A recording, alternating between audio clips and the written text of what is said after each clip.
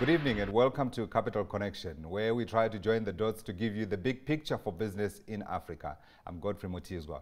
On the agenda, the African Continental Free Trade Area was ratified by South Africa on the 3rd of December. It will create the world's largest free trade zone, allowing for a single market for goods, services, and the free movement of people and investments across 55 countries. Our guests will look at the benefits, challenges, and pitfalls of Africa's groundbreaking free trade agreement. And World Bank President Jim Yong Kim gives an exclusive interview to CNBC Africa and reveals, among other things, the lion's share of a $200 billion fund to combat climate change will benefit Africa. And we'll also get an update from Kinshasa ahead of the 23rd of December Democratic Republic of the Congo elections.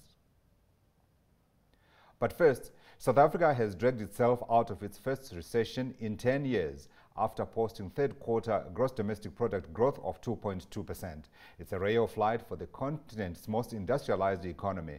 That said, South Africa's electricity utility Eskom is battling to keep the lights on. After a decade of neglect and corruption at the state power utility under the presidency of our former President Jacob Zuma, Eskom is on life support. If the power utility is not quickly resuscitated by President Cyril Ramaphosa's administration, the only light at the end of the tunnel will be an oncoming train stopping at all stations to junk status. Now, my colleague Chris Bishop, head of programming at CNBC Africa, sat down with World Bank President Jim Yong Kim in an exclusive interview earlier. And he first asks him about the bank's $200 billion fund to combat man-made climate change. There's a lot of interest in mitigation of climate change, so a lot of interest in low-carbon energy solutions. But unfortunately, not a lot of interest in what we call adaptation, climate-smart roads, preparation for the bad things that happen, droughts, agricultural problems from a lack of water. And so a very large chunk of that $200 billion will be for adaptation, and it's by far the largest chunk of money for adaptation in the world. And so, give us an idea of some of the projects that's going to be in Africa. So, for example, every road that we build should what we call climate smart. It shouldn't wash away with rains. We have to focus on making sure that in agriculture there's sufficient water supply. Now, there's so many problems with droughts and floods, that we have to figure out better ways of managing water. So those are just two of the examples. But there are health implications of climate change. There are implications for access to education. There are implications for famine. So all of those things we're going to be addressing with this money focused on climate adaptation.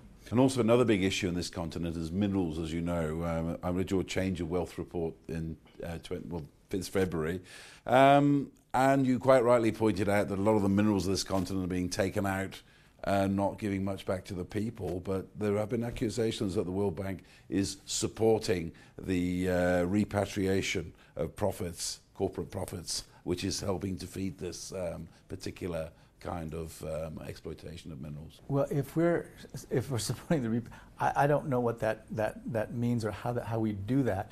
But in fact, we're doing just the opposite, because what we found was that many of the deals that countries had struck with mineral extraction companies were really not very well done. And so we actually have a fund that is strictly for providing the best lawyers for African countries so that they can craft the best deals for them. Some of the deals are really very poorly done.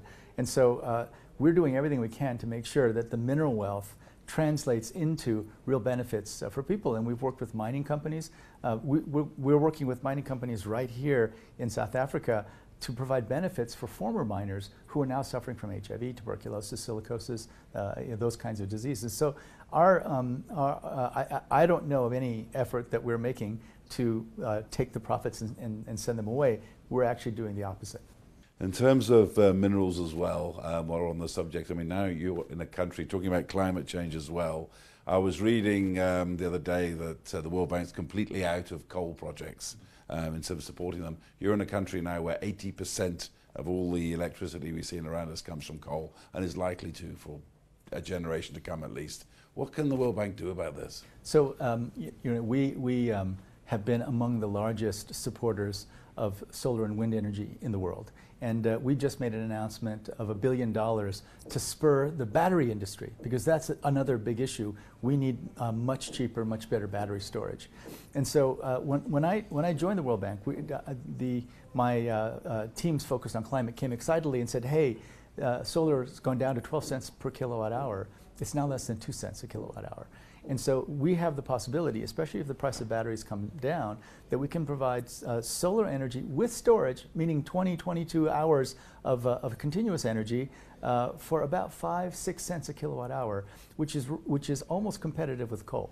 So we don't do any more coal. We also are going to stop any financing of upstream oil and gas work, and we are going to do everything we can to really go to scale like people have never seen in terms of solar, wind, geothermal, and even hydro here in order to reduce the carbon footprint. So that's been our focus, and that's a big part of what the $200 billion will pay for as well. Thank you, Chris. Now, in a few weeks, the 17-year-long Democratic Republic of the Congo presidency of Joseph Kabila will come to an end. After a nearly 2-year delay, the country will go to the polls on the 23rd of December to elect a new president and 500 members of the National Assembly. Joining me from the capital, Kinshasa, is the Bloomberg News Service DRC Correspondent William Clowes. Good day, William, and thank you for joining us. Now, you look at what has happened post-finalization of this election. You have a hand-picked candidate from Kabila's party, and he is little known outside of the country. And you hear also that he has no independent support base and is under international sanctions. You got to wonder why Kabila chose him, though. The nomination of Emmanuel Ramazani Shadari as Joseph Kabila's anointed successor did indeed come as a surprise, but perhaps it shouldn't have come as such a shock on the grounds that, for two things.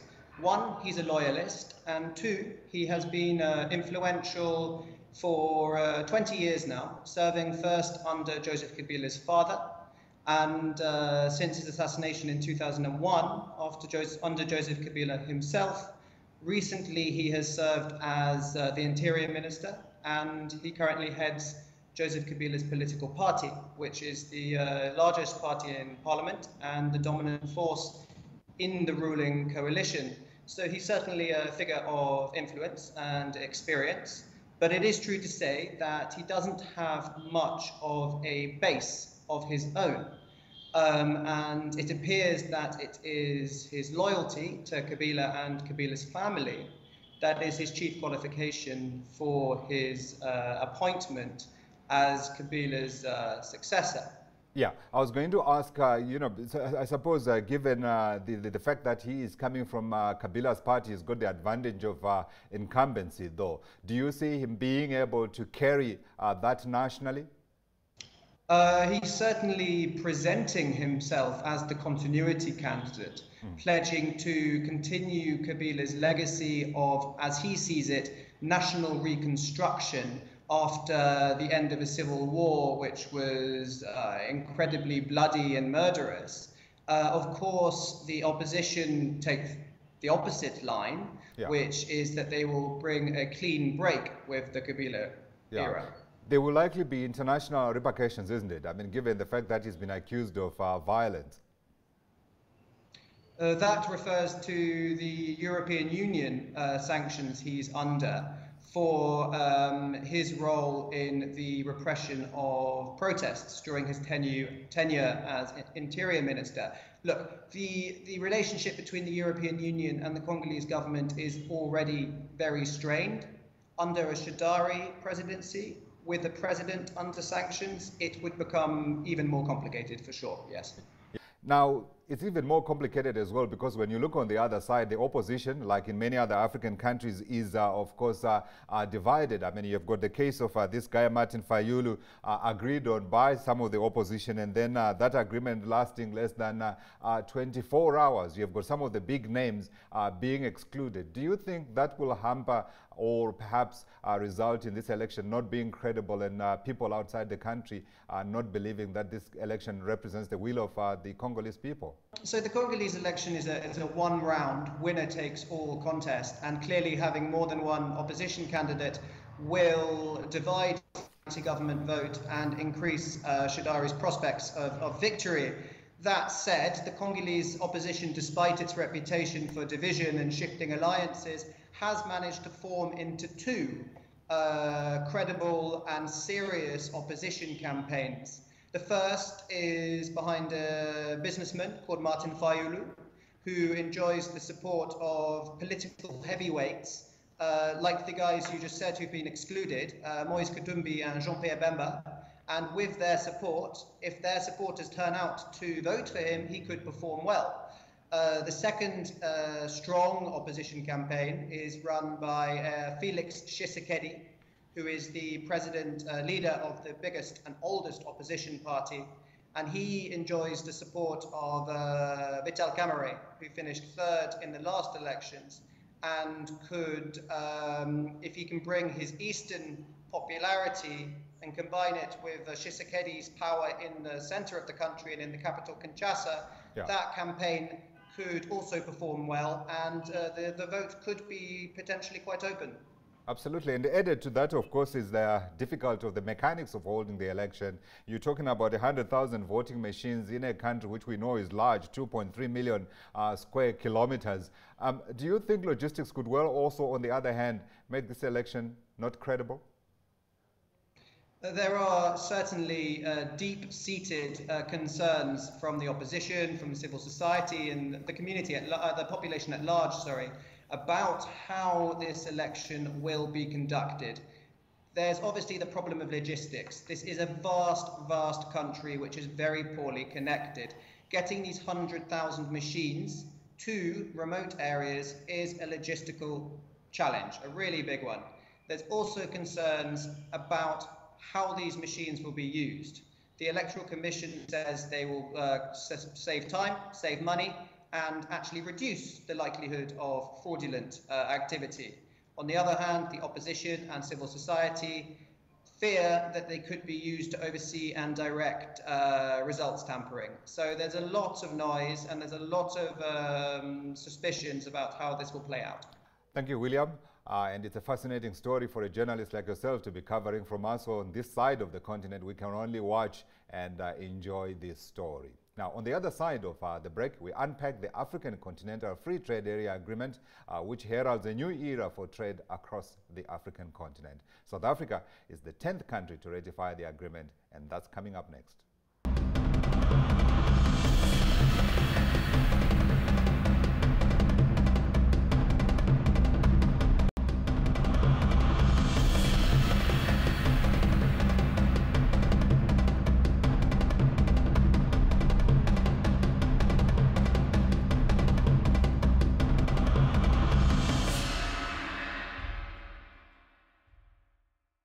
Welcome back. Joining me now to discuss the ratification of the Continental Free Trade Area is in Johannesburg, Faith Tigere, a trade lawyer and researcher at Tutwa Consulting. Thank you for coming in again. Thank you for having me. And in Kigali, I've got the director of the United Nations Development Programme's Regional Service Centre, Lamin Manneh. Thank you, Lamin. Thank you. So can I start with you, Lamin? I want to understand from your perspective. So I have been doing a count of the number of countries that have ratified that agreement, and I'm calling it a studio count because I've been told until the instruments are residing somewhere in Addis Ababa, they really haven't been received and accepted. But my studio count stands at 12. Do you think we'll be able to make the 22 that are required for the treaty to come into force by March next year? We are very optimistic about the number of countries that will finally ratify the CFTA, the Continental Free Trade Area. This issue was discussed extensively, as you know, at the current Africa Economic Conference being held in Kigali at the moment. It is a very important question because everybody believes that if the CFTA is key to Africa's transformation and sustained development, then all the member countries should automatically ratify the treaty. Yeah. So definitely, if we still have that kind of number, which is much less than half of the countries in the continent, there is a reason for some concern. Yeah. So I am worried because I am looking at the clock here. We are in December. We know the holidays are coming up, and we know not much happens in January, maybe February, and we're talking about March, and we're sitting at 12. Are the processes going to be complete, do you think, to give the numbers that are required? It is now commonly known, that before 2000, Africa lost 2 decades of development. It's called the lost two decades, because a lot of economic opportunities, development opportunities, were lost. But since 2000, we've seen a remarkable change in the fortunes of the continent. Yeah. It started registering high rates of growth from 2000, between 5, 10, 12% rates of growth, which were sustained through 2014. Yeah. And here, although the commodity boom was responsible, partly, but the analysis of that growth trajectory, the underlying drivers of that growth trajectory, clearly indicate that good management principles which were followed contributed to that. Then, from 2014, the rate of growth decelerated dramatically from 4.4 in 2014 to 1.5 in 2016. Yeah. That, I think, sounded the alarm bells. Now, what has happened? I want to emphasize that because we have to relate this to the urgency for the countries to ratify the treaty. Okay. So what has happened is that although, as I said, good economic management principles were followed, but genuine transformation of the economies was elusive. Faith, you listening to him, I'm going to say he's a diplomat, so he has to find language to ensure that those people who are listening in and who have to ratify these instruments understand the agency of the problem. But do you see the political will being available to ensure we're able to get the numbers come March 2019? Certainly, it has been gaining momentum over the past few months. When initially the agreement was signed, it was a bit slow. Yeah. But over the last few months, we have been receiving news that countries are actually prepping for this session. So we have Botswana. Botswana is in the pipeline. Okay. And so that could become number 13. Yes, yes. So we are hearing this news. But in terms of political will, it didn't start out well because South Africa and Nigeria, the 2 biggest economies, on the continent, didn't sign up. So initially when it started, it wasn't looking good. Yeah. But now I think things are gaining momentum. Yeah. But now still we're talking about Nigeria still sitting outside that tent, if you like, because it still has not signed up to the treaty, never mind ratifying the treaty. Yeah, we have been following the process. Yeah. At least I'm thinking people are interested in the AFCFTA have been following the process in Nigeria. Yeah. So the public consultations now, they have almost reached a conclusion because they met with the president and he gave them like a month in order for them to give a full report. So that we're hoping that at the next summit that will be held earlier next year, that Nigeria will be able to come on board.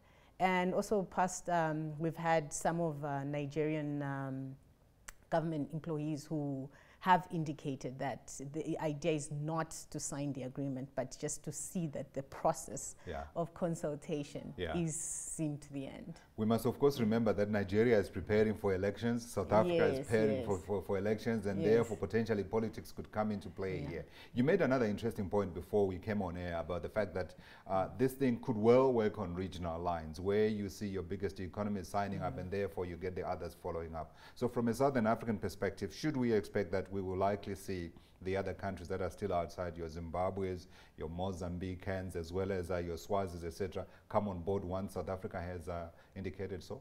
Yes, in the past, that's what it has always been like. They always follow the leadership that is provided by South Africa. Yeah. So South Africa, once they deposit their instrument of ratification, I mean, it was after South Africa started the parliamentary process that we started hearing murmurings from Botswana that they are also rounding up. Along the same lines. Yes. Yeah. So yeah, it will definitely, once they deposit their instrument of ratification, then after that, or these other guys, especially SACU, they will definitely, Lamin, from a UN perspective, I imagine, as you say, the case for economic integration is clear. There's no doubt about that. But some of these countries have to deal with capacity issues. Are you guys in any way helping them?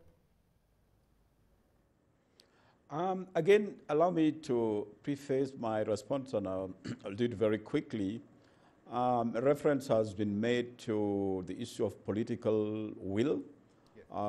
That is crucial in driving the integration process, because sometimes initially focus tends to be directed to the easy paths, the easy aspects of the process.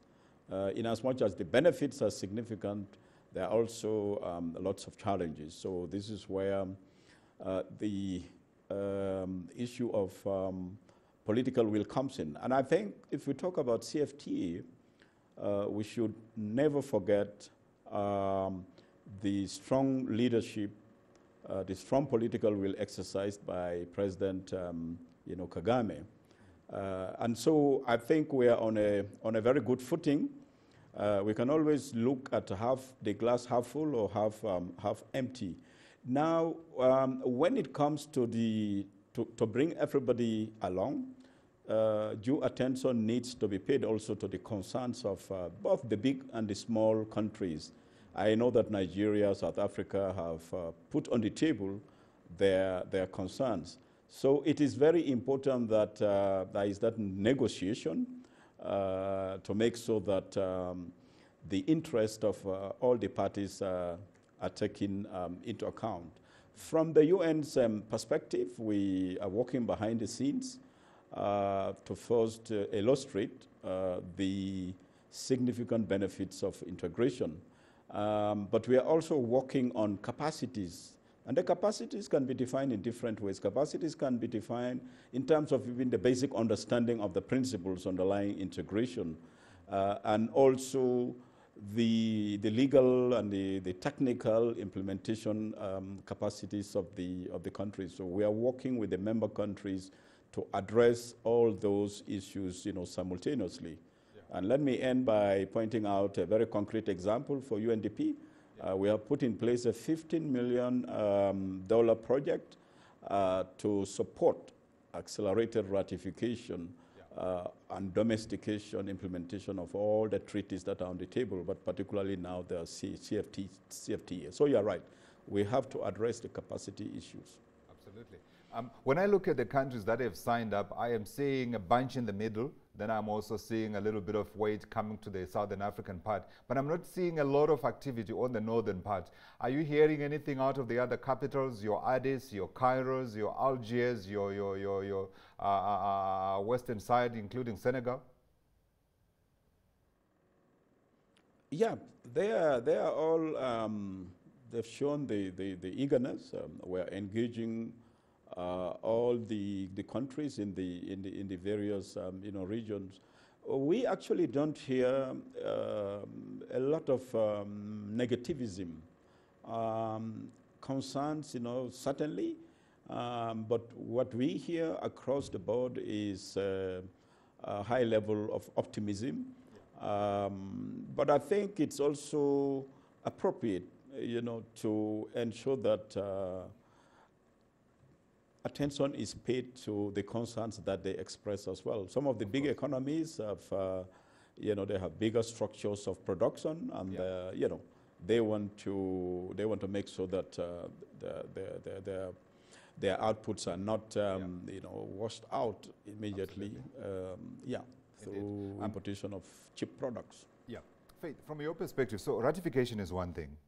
Then, of course, comes the hard work of actually carrying the goods across and getting these systems to work. Are you optimistic we could see a transformation of African trade come 2019, post-March 2019?